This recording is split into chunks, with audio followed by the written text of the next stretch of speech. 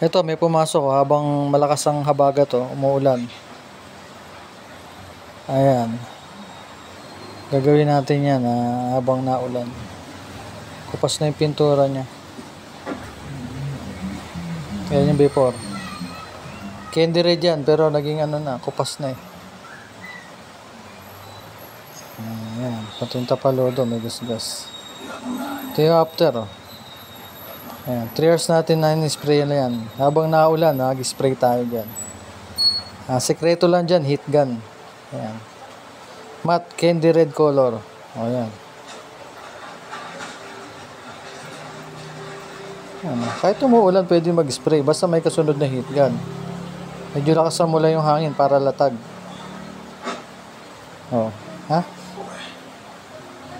Basic na basic. 3 oras. Salamat.